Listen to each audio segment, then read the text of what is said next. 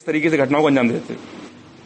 अपर police महानिदेशक Kanpur zone, police उप महानिरीक्षक झांसी रेंज द्वारा साइबर अपराधों के संबंध में जनता को जागरूक करने और इन अपराधियों पर नियंत्रण करने के निर्देश दिए गए थे।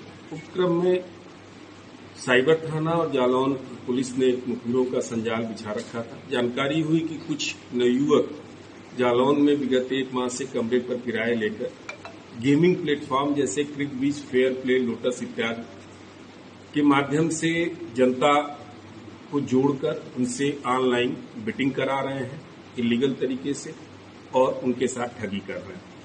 इनको रात में गिरफ्तार किया गया तो इनके कब्जे से 133 अदद ATM, 104 passbook, 32 mobile phone, 80 SIM card, 14 UPI के क्यूआर कोड, 2 लैपटॉप और 74,500 रुपए नगद के अलावा अन्य सामग्री भी बरामद हुई है।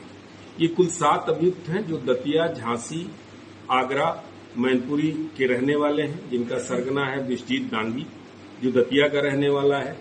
ये लोग गेमिंग प्लेटफॉर्म से संपर्क कर लेते थे, फिर अपना व्हाट्सएप ग्रुप बनाते थे। उस जो सरगना इनका गेमिंग प्लेटफॉर्म का बंदा होता था वो क्यूआर कोड के माध्यम से जुड़ता था और आपस में बात करने के लिए सिग्नल ऐप का प्रयोग करते थे। जो भी आदमी इनके एडवर्टीजमेंट पर क्लिक करता था उनकी सूचना इनके पास आती थी। यहां से ये लिंक भेजते थे, वो व्यक्ति जो पीड़ित है वो इनसे जुड़ जाता था उस लिंक के माध्यम से।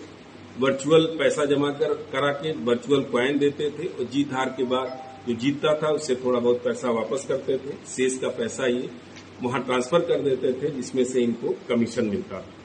ये बहुत बड़ा गेम है, बहुत बड़ा गैंग है ये। इसको हम लोगों ने वर्कआउट किया है, इसमें और आगे अभी विवेचना कर रहे हैं। काफी बड़ी संख्या में ये जो आपके एटीएम और पासबुक बरामद हुए हैं, ये गरीब लोगों को जो बहुत ज्यादा जिनको जानकारी नहीं है साइबर के अपराधों के बारे में, उनको कुछ पैसे दे के उनसे खुलवाते हैं और खुलवा के उनका पासबुक और एटीएम सारा कुछ अपने पास रख लेते हैं और इनकी आइडेंटिटी कभी क्लियर हो नहीं पाती। किस तरीके से ये गेम कौन कौन से गेम हैं जिन पे ये लोग पैसा लगवाते थे, इनका जो मोटिव था, किस तरीके से घटना को अंजाम देते थे? अभी देखिए, जैसे जो अभी तक की विवेचना से बात आई है, क्रिकबच, फेयर प्ले और लोटस जो गेमिंग प्लेटफॉर्म है उनके लोगों से ये संपर्क करते थे। स्वयं एक व्हाट्सएप ग्रुप बनाते थे अपने लोगों का। उस व्हाट्सएप ग्रुप का वेब खोल के और गेमिंग प्लेटफॉर्म के प्रतिनिधि को वो क्यूआर कोड भेजते थे। बगैर आईपी एड्रेस डिस्क्लोज किए उनसे जुड़ जाता था और इनको एक्सेस मिल जाता था वहां के प्लेटफॉर्म का। फिर जो आदमी भी कहीं भी हिंदुस्तान में बैठा हुआ उस एडवर्टीजमेंट को क्लिक करता था, इसकी सूचना इन तक या तो सीधे आती थी या प्लेटफॉर्म का प्रतिनिधि इनको दे देता था। ये उस आदमी को एक लिंक भेजते थे और उसको एक्सेप्ट करने के लिए कहते थे। जैसे ही लिंक ओपन करता था उनके साथ जुड़ जाता था।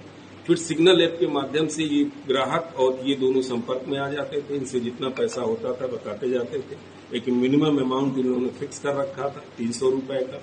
उसमें उनको कॉइन, वर्चुअल कॉइन देते थे। फिर जैसे सपोज करिए कि किसी क्रिकेट मैच पर लगा है तो उसमें हार जीत के हिसाब से वो बेटिंग कराते थे। कराने के बाद जो पैसा हार जाता था उसका रख लेते थे, बाकी जो कुछ जीतते थे उनको थोड़ा बहुत पैसा ये वापस करते थे। ठीक।